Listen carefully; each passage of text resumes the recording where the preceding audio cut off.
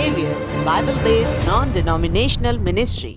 Praise the Lord. जय मसीह की। प्रभु यीशु मसीह में आप सभी को शालोम। यीशु द सेवियर मिनिस्ट्री और मैं प्रभु यीशु मसीह में आपका भाई जेम्स, आप सभी का एक बार फिर से बहुत बहुत स्वागत और परमेश्वर का धन्यवाद करते हैं।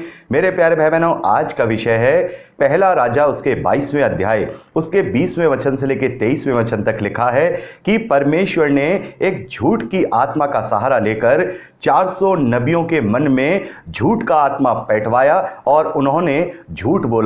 यानी कि ये जो वचन है यहाँ पर जब हम इसे पढ़ते हैं तो ऐसा लगता है कि जैसे परमेश्वर ने इस वचन में झूठ बुलवाया है। तो क्या सचमुच परमेश्वर ने झूठ बुलवाया है? क्या परमेश्वर झूठ बोल सकता है? मेरे प्यारे भाई बहनों, वचन हमसे कहता है कि परमेश्वर सच्चा है, वो सीधा है और उसमें कुटिलता नहीं। तो फिर यहां पर क्या लिखा है? बहुत सारे मसीह विरोधी जब इस वचन को पढ़ते हैं तो वो बाइबल पर उंगली उठाते हैं और बहुत सारे ऐसे मसीह विश्वासी भी हैं जब इस वचन को पढ़ते हैं तो उन्हें समझ नहीं आता कि यहां पर परमेश्वर ने क्या झूठ बोला है। तो मेरे प्यारे भाई बहनों, परमेश्वर कभी नहीं झूठ बोल सकता है। इसी विषय में हम अच्छे से पूरे वचनों के आधार पर इस पैसेज का अध्ययन करेंगे कि क्या वाकई ही परमेश्वर ने यहां पर झूठ बोला है। तो चलते हैं आज के विषय की ओर। मेरे प्यारे भाई बहनों, जब हम पहला राजा उसका 22वां अध्याय और उसके 20वें वचन से लेकर 23वें वचन तक पढ़ते हैं तो यहां पर लिखा है, तब यहोवा ने पूछा, आहाब को कौन ऐसा बहकाएगा कि वह गिलाद के रामोत पर चढ़ाई करके खेत आए? तब किसी ने कुछ और किसी ने कुछ कहा। अंत में एक आत्मा पास आकर यहोवा के सम्मुख खड़ी हुई और कहने लगी, मैं उसको बहकाऊंगी। यहोवा ने पूछा, किस उपाय से? उसने कहा, मैं जाकर उसके सब भविष्यद्वक्ताओं में बैठकर उनसे झूठ बुलवाऊंगी। यहोवा ने कहा, तेरा उसको बहकाना सफल होगा, जाकर ऐसा ही कर। तो अब सुन, यहोवा ने इन तेरे सब भविष्यद्वक्ताओं के मुंह में एक झूठ बोलने वाली आत्मा बैठाई है और यहोवा ने तेरे विषय हानि की बात कही है। मेरे प्यारे भाई बहनों, यहां पर हम देखते हैं कि जो आहाब राजा है उसके समय में एक नबी थे जिनका नाम मीकायाह है। आहाब राजा उस वक्त गिलाद पर चढ़ाई करना चाहते थे। इसके विषय में उसने मीकायाह से पूछा कि परमेश्वर यहोवा इसके विषय में क्या कहता है। और उससे पहले आहाब ने अपने 400 नबियों से भी इसके विषय में पूछा था और उन सारों ने, उन 400 नबियों ने आहाब से कहा कि तू उस पर चढ़ाई कर और प्रभु तुझे उस पर जीत दिलवाएगा। तो यहां पर जो ये बात पढ़ी जाती है, जब हम इसे पढ़ते हैं तो ऐसा लगता है कि परमेश्वर ने यहां पर एक ऐसी झूठ बोलने वाली आत्मा को उन 400 नबियों में बैठवा दिया और उन्होंने आहाब राजा से झूठ बोला कि वो वहां पर जाकर चढ़ाई करे, बल्कि परमेश्वर ये चाहता था कि आहाब राजा वहां पर उस युद्ध में मारा जाए। तो इस वचन को लेकर के बहुत सारे ऐसे मसीह विरोधी हैं जो ये कहते हैं कि देखो, तुम्हारा परमेश्वर तो झूठ बुलवाने वाला है, तुम्हारा परमेश्वर तो जो दूसरों को गलत तरीके से योजना बना करके मारने वाला है। तो क्या परमेश्वर झूठ बोल सकता है? और मेरे प्यारे भाई बहनों, बहुत सारे मसीह विश्वासी भी हैं जब इस पैसेज को पढ़ते हैं तो उनको समझ में नहीं आता है कि क्या यहां पर परमेश्वर ने वाकई में ही झूठ बुलवाया है। तो आज हम इसके विषय में अच्छी तरह से अध्ययन करेंगे कि क्या परमेश्वर झूठ बुलवाता है? क्या परमेश्वर ऐसी भी आत्माओं को जानता है जो झूठ बुलवाने वाली आत्माएं हैं? मेरे प्यारे भाई बहनों, हम जब यशायाह नबी की पुस्तक उसका 65वां अध्याय उसके 16वें वचन को पढ़ते हैं तो वहां पर लिखा है, तब सारे देश में जो कोई अपने को धन्य कहेगा वह सच्चे परमेश्वर का नाम लेकर अपने को धन्य कहेगा, और जो कोई देश में शपथ खाए वह सच्चे परमेश्वर के नाम से शपथ खाएगा, क्योंकि पिछला कष्ट दूर हो गया है और वह मेरी आंखों से छिप गया है। मेरे प्यारे भाई बहनों, यशायाह नबी की पुस्तक में हम यहां पढ़ रहे हैं कि सच्चा परमेश्वर है, यानी कि परमेश्वर सच्चा है। और व्यवस्था की पुस्तक उसका 32वां अध्याय और उसके 4 वचन में हम पढ़ते हैं, वह चट्टान है, उसका काम खरा है और उसकी सारी गति न्याय की है। वह सच्चा ईश्वर है, उसमें कुटिलता नहीं, वह धर्मी और सीधा है। यहां पर हम क्या देख रहे हैं कि परमेश्वर सच्चा है उसमें कुटिलता नहीं है, वो धर्मी है और सीधा है। तो यहां पर हम देख रहे हैं कि परमेश्वर सच्चा है, परमेश्वर कुटिलता नहीं रखता, परमेश्वर सीधा है और वो धर्मी है। तो यहां पर हमने जब पहला राजा उसके 22वें अध्याय 20वें वचन से लेकर 23वें वचन तक देखा, तो यहां पर पढ़ के तो ऐसा लगता है कि परमेश्वर कुटिलता करता है, परमेश्वर यहां पर युक्ति कर रहा है, वो झूठ बोलने वाली आत्माओं को उन 400 नबियों में डालकर उनमें पैठ कराकर उनसे झूठ बुलवा रहा है। तो क्या वाकई ही यहां जो हम 22वें अध्याय 20वें वचन से लेकर 23वें वचन में पढ़ रहे हैं, तो क्या यहां वाकई में ही ये परमेश्वर ने कहा है या परमेश्वर के द्वारा झूठ बोलने वाली आत्माएं पैठ कराई गई हैं? मेरे प्यारे भाई बहनों, परमेश्वर सच्चा है और परमेश्वर का वचन अपने आप में सच्चा है और उसने इस बात की पुष्टि की है कि परमेश्वर सच्चा है।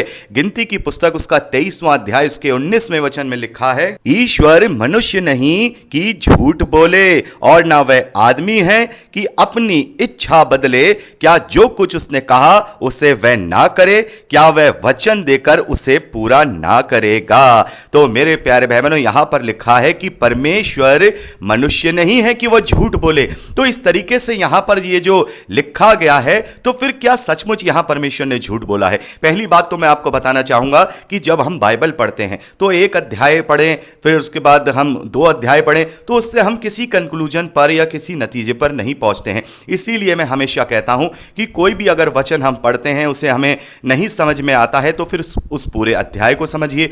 अगर उस पूरे अध्याय को पढ़ के भी हमें वो वचन समझ नहीं आता है, तो फिर उस पुस्तक को पढ़िए। उस पूरी पुस्तक को पढ़ने के बावजूद भी अगर हमें समझ नहीं आता है, तो उस डिवीजन को पढ़ें, वो नए नियम में है या पुराने नियम में है। उसके बाद अगर हमें समझ नहीं आता है, तो संपूर्ण पवित्र शास्त्र का 66 किताबों का अध्ययन करें, तब हमें वो बात अच्छी तरह से संदर्भ के साथ और कॉन्टेक्स्ट के साथ समझ में आ जाएगी। लेकिन यहां पर हमें इस बात को समझने के लिए ज्यादा अलग अलग जाने की जरूरत नहीं है, बल्कि इसी पहला राजा की पुस्तक में जब हम पढ़ते हैं तो हमें अच्छी तरह से समझ में आ जाता है कि यहां पर परमेश्वर ने झूठ बोला है या फिर परमेश्वर ने यहां पर सच बोला है। पहले तो मैं आहाब राजा के विषय में बताना चाहूंगा कि यह आहाब राजा कौन है।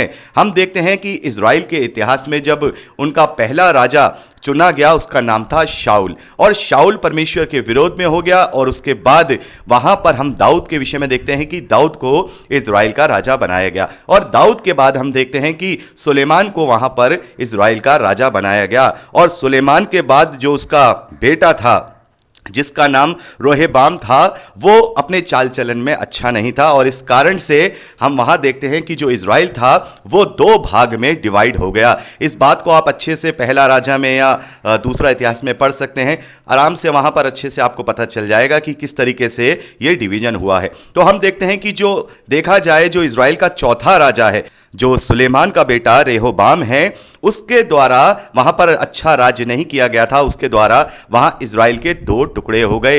एक टुकड़े को यहूदा का राज्य कहा गया, जिसमें दाऊद के वंशजों ने राज्य किया, जिसमें ब्यानमीन गोत्र भी शामिल है, यानी 2 गोत्रों ने मिलकर, यहूदा का गोत्र और ब्यानमीन के गोत्र ने मिलकर यहूदा का राज्य स्थापित किया। और उधर इजराइल का राज्य स्थापित हुआ, जिसमें 10 गोत्र थे, और उसके पहले राजा का नाम यरोबाम है, जो कि सुलेमान का कर्मचारी था और वो उसका विद्रोही हो गया था। और सुलेमान के मरने के बाद जब उसका बेटा राजा बना, तो फिर उसने वहां पर आकर भी विद्रोह किया, और इस प्रकार से वहां पर 2 डिवीजन हो गए। इस डिवीजन में से पहला डिवीजन, जैसे मैंने आपको बताया, पहला डिवीजन यहूदा के राज्य का था, जिसमें केवल दाऊद के वंशज ही वहां पर राज्य करते रहे। और इजराइल में जब ये नया इजराइल बना है 10 गोत्रों के साथ, वहां अलग अलग लोगों ने वहां राज्य किया है। और उसी की कड़ी में जो 7वां राजा है, जिसका नाम आहाब है, वहां पर राज्य करने आया। और ये जो आहाब राजा है, ये अपने आप में बहुत ज्यादा परमेश्वर का विरोधी था। यानी कि हम देखेंगे इजराइल में जितने भी राजा हुए हैं, मतलब डिवाइडेड इजराइल की बात कर रहा हूं मैं, डिवाइडेड इजराइल में जितने राजा हुए हैं वो सब परमेश्वर के विरोधी हुए हैं। और डिवाइडेड यहूदा के राज में भी हम देखेंगे बहुत सारे राजा ऐसे हुए हैं जो परमेश्वर के विरोध में हुए हैं, बहुत सारे राजा ऐसे हुए हैं जो परमेश्वर के भय में चलते रहे हैं। तो ये जो आहाब राजा है, ये इजराइल और यहूदा के इतिहास में जो सबसे भ्रष्ट राजा हैं, उनमें से इसकी गिनती होती है। क्योंकि जब हम पहला राजा उसका 16वां अध्याय उसके 30वें वचन से पढ़ते हैं तो हमें वहां पर आहाब के करैक्टर के विषय में पता चलता है। और ओमरी के पुत्र आहाब ने उन सब से अधिक जो पहले थे वह कर्म किए जो यहोवा की दृष्टि में बुरे थे। यानी कि जो आहाब था वो परमेश्वर के विरोध में कार्य करने वाला था, ना ही वो व्यवस्था को जानने वाला था, ना ही उस पर वो चलने वाला था। और उसने यहोवा की दृष्टि में जो उससे पहले राजा हुए थे उन सब से ज्यादा बुरे काम किए थे। आगे लिखा है, उसने तो नबात के पुत्र योराबाम के पापों में चलना हल्की सी बात जानकर सिदोनियों के राजा एतबाल की बेटी इजाबेल से विवाह करके बाल देवताओं की उपासना की और उनको दंडवत किया। उसने बाल का एक भवन शिमरोन में बनवाकर उसमें बाल की एक वेदी बनाई और आहाब ने अशेरा भी बनाया, वरन उसने उन सब इजरायली राजाओं से बढ़कर जो उससे पहले थे इजराइल के परमेश्वर यहोवा को क्रोध दिलाने वाले काम किए थे। तो मेरे प्यारे भाई बहनों, यहां पर हम क्या देखते हैं, एक स्त्री इजाबेल से उसने विवाह किया। और इसके विषय में हम देखते हैं प्रकाशित वाक्य में भी प्रभु यीशु मसीह ने इजाबेल का नाम लेकर के लोगों को सावधान किया है। प्रभु ने कहा है कि तू उस स्त्री इजाबेल को रहने देता है। इसका मतलब यह है कि जो इजाबेल का कैरेक्टर हम पुराने नियम में देख रहे हैं वो बहुत ही ज्यादा परमेश्वर के विरोध वाला कैरेक्टर है। इजाबेल जो है एक बाल नामक देवता की पुजारिन थी। उस समय में एक देवता हुआ करता था जिसका नाम बाल का देवता था और वो उसकी बहुत बड़ी भक्त थी। और उसने आहाब राजा को भी ये बाल के देवताओं की पूजा सिखा दी और आहाब राजा परमेश्वर यहोवा के व्यवस्था को छोड़ करके बाल का पुजारी बन गया। उसके लिए मंदिर बनवाए, उसके लिए वेदियां बनवाई और यहां तक हम देखते हैं कि उसने अपनी पत्नी इजाबेल के कहने में आकर जो यहोवा के नबी इजराइल में थे उन सभी को एक एक करके वहां घात करवा दिया। और आगे हम पढ़ते हैं 17वें अध्याय में, 18वें अध्याय को जब हम आगे पढ़ेंगे पहला राजा में, तो वहां देखेंगे उनमें से केवल प्रभु का एक नबी जिसे हम एलिया नबी के नाम से जानते हैं वो वहां पर बचा रह गया था। तो आहाब राजा पिछले सब राजाओं में सबसे ज्यादा दुष्ट और परमेश्वर का विरोधी और सबसे ज्यादा मूर्ति पूजक और बाल के देवताओं के पीछे चलने वाला और परमेश्वर यहोवा के नबियों को घात करने वाला राजा है। तो पहली बात तो हम ये समझे कि ये जो आहाब है ये परमेश्वर का विरोधी राजा है। अब बात करते हैं क्या सचमुच यहां पर ये जो हमने पहला राजा 22वें अध्याय 20वें वचन से लेके 23वें वचन तक पढ़ा है, तो क्या सचमुच यहां पर परमेश्वर ने आहाब के 400 नबियों में अपने झूठ बोलने वाली आत्मा बैठा करके झूठ बुलवाया है? मेरे प्यारे भाई बहनों, यहां पर हम इस पूरी घटना को अच्छे से समझेंगे और उसके बाद हम इस नतीजे पर पहुंचेंगे कि आखिर सच्चाई क्या है। यहां पर हम देखते हैं जब हम 22वां अध्याय पढ़ते हैं तो वहां पर हम देखते हैं कि 3 वर्ष तक अरामी और इजरायली बिना युद्ध के रहे। तीसरे वर्ष में यहूदा का राजा यहोशापात इजराइल के राजा के पास गया। तो यहां पर हम क्या देखते हैं, जैसे कि मैंने आपको बताया था कि जो इजराइल है वो 2 भाग में डिवाइड हो गया, एक यहूदा का राजा, एक इजराइल का राजा। तो यहां पर हम देखते हैं यहूदा का चौथा राजा यानी कि जो डिवाइडेड यहूदा का राज है उसका चौथा राजा यहोशापात इजराइल के राजा यानी कि आहाब के पास आता है।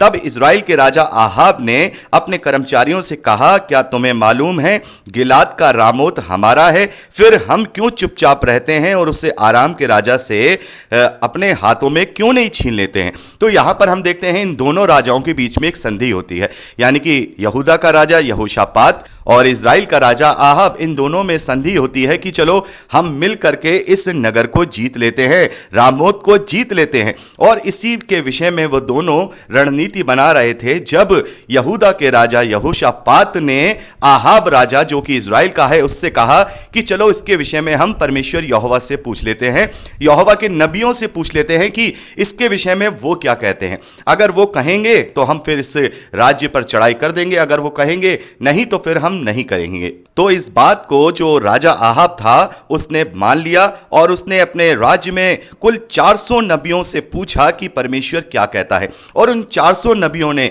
यह कहा कि परमेश्वर कहता है कि तू वहां चढ़ाई कर और तू उसे वहां से जीत लेगा, यानी कि उनके लिए अच्छी भविष्यवाणी करता है। लेकिन मेरे प्यारे बहनों, यहां पर हम देखते हैं कि जो यहोशापात था, जो यहूदा का राजा था, वो इनकी इन भविष्यवाणियों से सहमत नहीं था और वो चाहता था कि कोई और बड़ा अभिषिक्त दास इसके विषय में भविष्यवाणी करे। तब जो यहूदा का राजा यहोशापात था, उसने आहाब राजा, जो इजराइल का राजा है, उससे कहा कि किसी और से भी हम पूछें जो प्रभु का दास हो। 7वें वचन में हम पढ़ते हैं, परंतु यहोशापात ने पूछा, क्या यहां यहोवा का और भी कोई और नबी नहीं है जिससे हम पूछ लें? आगे हम देखते हैं, इजराइल के राजा आहाब ने यहोशापात को जवाब दिया, हां, यिम्ला का पुत्र मीकिया एक पुरुष है जिसके द्वारा हम यहोवा से पूछ सकते हैं, परंतु मैं उससे घृणा करता हूं क्योंकि वह मेरे विषय में कल्याण की नहीं वरन हानि की ही भविष्यवाणी करता है। मेरे प्यारे बहनों, यहां पर हम क्या देख रहे हैं? 400 नबी हैं, वो भविष्यवाणी कर रहे हैं उसके लाभ की, लेकिन यहां जो एक इकलौता नबी है मीकिया, ये उसके हानि की भविष्यवाणी करता है, हानि की भविष्यवाणी करता है। और यहां पर यहोशापात के पूछने पर उसने बताया कि हां, एक नबी है मीकिया नाम का। तब यहोशापात ने उससे कहा कि चलो इससे पूछ लेते हैं कि परमेश्वर यहोवा इस युद्ध के विषय में क्या कहता है। मेरे प्यारे बहनों, अब यहां पर आके हमें पता चलता है कि सच मायने में परमेश्वर क्या कह रहा है। हम क्या देख रहे हैं कि वो 400 नबी जो भविष्यवाणी कर रहे हैं वो कुछ और कर रहे हैं, लेकिन जो मीकिया है वो भविष्यवाणी कुछ और कर रहा है। यहां पर हम क्या देखते हैं, मीकिया से जब पूछा गया तो यहां 16वें वचन में लिखा है, राजा ने उससे कहा, मुझे कितनी बार तुझे शपथ खाकर चेताना होगा कि तू यहोवा का स्मरण करके मुझे सच बता। मीकिया ने कहा, मुझे समस्त इज़राइल बिना चरवाहे भेड़ बकरियों के समान पहाड़ों पर तितर बितर दिख पड़ा और यहोवा का ये वचन आया कि वे तो अनाथ हैं, अतएव वे अपने घराने घर कुशल क्षेम से लौट जाएं। तो मेरे प्यारे भाई बहनों, यहां पर हम देखते हैं कि परमेश्वर ने मीकिया से, यहोवा ने मीकिया से यह भविष्यवाणी कराई कि इज़राइल मुझे अनाथ नजर आ रहा है और वो मुझे तितर बितर नजर आ रहा है। तो यहां पर हम क्या देख रहे हैं कि सच्ची भविष्यवाणी मीकिया नबी के द्वारा हो रही है कि तू वहां विजय नहीं हो पाएगा, तुझे वहां नहीं जाना पड़ेगा। तो मेरे प्यारे भाई बहनों, सवाल यह उठता है कि अगर परमेश्वर ने ही वो 400 नबियों के मुंह में झूठ बोलने वाली जो आत्मा है वो बैठवाई थी, तो फिर अपने इस दास मीकिया से सच्ची बात क्यों कहलवा रहा है? या तो उसका मुंह बंद कर देता, वो कुछ बोलता ही नहीं, वो कह देता कि भाई मुझे नहीं पता कि यहोवा क्या कह रहे हैं। लेकिन यहां पर यहोवा की ओर से जो ये सच्चा दास मीकिया है, सच्चा नबी जो है, सच्ची बात कह रहा है, सच्ची बात कह रहा है कि परमेश्वर यहोवा कहता है कि तू वहां पर नहीं विजय हो पाएगा, तू वहां पर विजय नहीं हो पाएगा। और जैसे ही उसने ये बात बोली तो वहां पर जो आहाब राजा है वो यहूदा के राजा यहोशापात से कहता है कि देख, मैं ना कहता था कि ये मेरे खिलाफ हमेशा बात करता है, लेकिन वो उसके खिलाफ बात नहीं कर रहा था, वो उसके सच्चे मायने में सत्य बता रहा था। तो इसका मतलब परमेश्वर ने तो अपना सत्य उजागर किया है। परमेश्वर भले ही आहाब से हम कहें कि वो परमेश्वर के विरोध में था, वो परमेश्वर का विरोधी था, लेकिन फिर भी परमेश्वर ने उसके हित के विषय में ही सच्ची भविष्यवाणी मीकिया नबी के द्वारा करवाई। तो इसका मतलब यह है कि जो नबियों ने भविष्यवाणी की है वो परमेश्वर की ओर से नहीं की है। अगर वो परमेश्वर की ओर से की होती तो फिर वो मीकिया नबी से भी गलत भविष्यवाणी करवाता, लेकिन वो 400 नबी जो भविष्यवाणी कर रहे हैं वो परमेश्वर की ओर से नहीं कर रहे हैं, बल्कि उस राजा आहाब को खुश करने के लिए अपनी ओर से कर रहे हैं। तो इसका मतलब ये तो बात यहां पे क्लियर हो गई कि परमेश्वर ने मीकिया के द्वारा सच कहलवाया और जो नबियों ने बोला वो सच नहीं था, वो उन्होंने अपनी तरफ से झूठ बोला है। तो यहां ये 20वें वचन से लेकर 23वें वचन तक जो हमने अभी पढ़ा है वो क्या है? तो मेरे प्यारे भाई बहनों, मैं आप लोगों को बताना चाहता हूं 20वें वचन से लेकर 23वें वचन तक जो बात लिखी गई है वो सचमुच में परमेश्वर का कन्वर्सेशन नहीं है। यानी कि सचमुच में यहोवा किसी से बात नहीं कर रहा है, कोई आत्मा ऐसी नहीं है, ये सब केवल एक दर्शन मात्र है जो मीकिया नबी को दिखाया गया है। मेरे प्यारे भाई बहनों, यहां पर 19वें वचन में लिखा है, मीकिया आहाब से कहता है, इस कारण तू यहोवा का यह वचन सुन, मुझे सिंहासन पर विराजमान यहोवा और उसके आसपास दाहिने बाएं खड़ी हुई स्वर्ग की समस्त सेना दिखाई दी है। मेरे प्यारे भाई बहनों, इस शब्द पर आप ध्यान करिए। यहां पर लिखा है समस्त सेना दिखाई दी है, यानी कि यह एक दर्शन है, यानी कि जो मीक्या हैं वो एक दर्शन को देख रहे हैं। वहां पर सचमुच में ऐसा कुछ घटित नहीं हुआ है कि परमेश्वर के सामने कोई आत्मा आ गया है, आत्मा कह रहा है कि ऐसा करें, परमेश्वर कह रहा है वो कर। नहीं, यहां पर मीक्या नबी इसके विषय में दर्शन देख रहे हैं, और दर्शन प्रतीकात्मक रूप से होता है, उसका एक मतलब होता है। उस मतलब से फिर यह पता चलता है कि परमेश्वर क्या दर्शन देना चाहते हैं। मेरे प्यारे भाई बहनों, जब हम गिनती की पुस्तक उसका 12वां अध्याय और उसके 6ठे वचन को पढ़ते हैं तो यहां पर लिखा है, तब यहोवा ने कहा, मेरी बातें सुनो, यदि तुम में कोई नबी हो तो उस पर मैं यहोवा दर्शन के द्वारा अपने आप को प्रकट करूंगा या स्वप्नों में उससे बातें करूंगा। तो यहां पर हम क्या देख रहे हैं कि जो नबी होते हैं, परमेश्वर उन्हें दर्शन के द्वारा या फिर स्वप्न के द्वारा अपनी बात को प्रकट कराते हैं। तो यहां पर जो ये 20वें वचन से लेकर के 23वें वचन तक जो लिखा हुआ है, यहां पर मीक्या अपने दर्शन के विषय में बात कर रहे हैं। यानी कि यह कोई सचमुच में यहोवा ने नहीं कह दिया है किसी से कि भाई कौन उपाय करेगा, कौन क्या करेगा। एक तरीके से दर्शन में परमेश्वर ने अपने सच को मीक्या नबी को बताया है कि आहाब से कह दे कि देख, मैंने दर्शन में तुझे बता दिया है कि ये सब झूठ बोल रहे हैं, और मैं जो प्रभु का सच्चा दास हूं, प्रभु का सच्चा नबी हूं, मैं सच बोल रहा हूं। और ये सारा जो 20वें वचन से लेकर 23वें वचन तक हमने पढ़ा है, ये पूरा एक दर्शन को हमने पढ़ा है। यानी कि जो मीक्या नबी हैं वो इस दर्शन को देख रहे हैं। सचमुच में परमेश्वर ने किसी आत्मा को, या वहां कोई आत्मा नहीं है, या कोई आत्मा सचमुच में नहीं, वहां ना तो यहोवा है, ना ही वो कोई एक तरीके से देखा जाए वहां कोई आत्मा है। वो एक इल्यूजन का दर्शन है जो किसी को भी दिखाई देता है। मान लीजिए, मैं आपको एक नए नियम से उदाहरण देना चाहूंगा। जैसा कि हम प्रेरितों के कार्य उसके 10वें अध्याय में पढ़ते हैं, पतरस को भी एक दर्शन मिलता है। पतरस को एक दर्शन मिलता है कि वो देखता है कि एक बहुत बड़ी चादर है, और उस चादर पर बहुत सारे अशुद्ध पशु हैं, और उसको ये आवाज आती है कि इन्हें मार और इन्हें खा, इन्हें मार और इन्हें खा। पतरस कहता है कि नहीं, मैं इन्हें कभी नहीं खाऊंगा। 3 बार ऐसा होता है, और 3 बार पतरस कहता है कि मैंने कभी कोई अशुद्ध वस्तु नहीं खाई, मैं इन्हें नहीं खाऊंगा। आगे चल करके उसे अपने इस दर्शन का पता चलता है। इसका मतलब यह था कि परमेश्वर उससे कह रहे हैं, प्रभु यीशु मसीह उससे कह रहे हैं कि अन्य जातियों को भी तू अब सुसमाचार का प्रचार कर। तो मेरे प्यारे भाई बहनों, क्या वहां पर सचमुच परमेश्वर पतरस से यह कह रहे हैं कि तू इन अशुद्ध वस्तुओं को खा ले? नहीं, एक प्रतीकात्मक दर्शन था ना, वहां एक प्रतीकात्मक दर्शन की उसे दर्शन मिला, और उसका मतलब यह था कि परमेश्वर चाहते हैं, प्रभु यीशु मसीह ये चाहते हैं कि अन्य जातियों में भी प्रचार हो। वैसे ही यहां पर मीक्या को दर्शन मिला है कि यहोवा है, और वहां पर ऐसी बात हो रही है, एक झूठ बोलने वाली, पैटने वाली आत्मा है, ये सारी चीजें हैं। तो ये दर्शन है, और उस दर्शन का संदेश क्या है, उस दर्शन का कंक्लूजन क्या है? उस दर्शन का कंक्लूजन यह है कि परमेश्वर जो सच्चा है, परमेश्वर जो कभी झूठ नहीं बोलता, परमेश्वर जो सत्य बोलता है, वो मीक्या नबी के द्वारा जो आहाब, वो परमेश्वर का विरोधी है, उसको सच्चाई बता रहा है। मेरे प्यारे भाई बहनों, परमेश्वर ने यहां पहला राजा 22वें अध्याय में झूठ नहीं वरन सत्य बोला है, और ऐसे पुरुष के साथ बोला है, ऐसे मनुष्य के साथ बोला है जो उसके विरोध में है, जो उसके विरोध में है। हमने अभी पढ़ा, आहाब राजा जैसा कोई भी ऐसा राजा इज़राइल में नहीं हुआ है जिसने सबसे ज्यादा परमेश्वर के विरोध में कार्य ना किए हों। वहां पर हम देखेंगे सैकड़ों की तादाद में जो आहाब राजा है, उसने परमेश्वर के नबियों को मार डाला। केवल इकलौता जो एलिया था वो वहां बचा था। इसके विषय में आप विस्तार से पहला राजा उसके 17वें अध्याय, 18वें अध्याय, 19वें अध्याय, इन सब में आप सारे विस्तार से बातें पढ़ी जा सकती हैं, आप इन्हें पढ़ सकते हैं, और यहां पर पूरी तरह से आहाब और एलिया के विषय में बताया गया है। तो मेरे प्यारे भाई बहनों, यहां पर हमने क्या देखा?